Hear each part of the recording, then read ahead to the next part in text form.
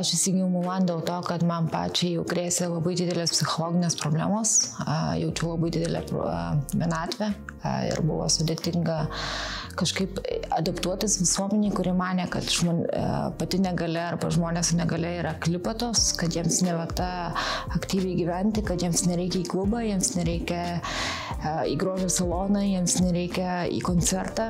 Ir kadangi žmonių kalba man yra sudėtingesnė negu gyvūnų, aš pasirinkau įsigyti šuniuką ir maniau, kad jinai taps mano šunimo asistentė, nes net neįsivaizdavau, kad Lietuvoje tokie dalykai neegzistuoja. Kad nėra nei įstatymo, kuris leisų man tą šunį turėti, nei finansų, kuris man padėtų ją įsigyti, nei jo labiau žmonių žinojimo, ką tie šunis gali.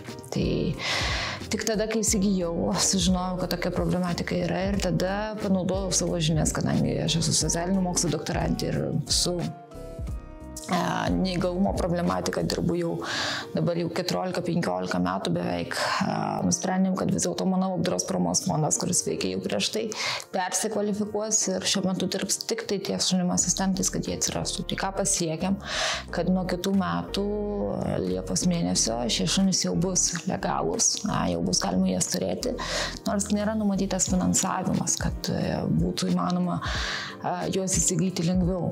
Nes jeigu pagal statistiką žiūrėsim, tai tik tai 30% žmonių su negalia, kurie yra darbingo amžiaus, dirba arba gali turėti darbą, juos priimti darbą. Tai tikimybė, kad jie patys mokėtų už tokią pagalbą yra neįmanoma.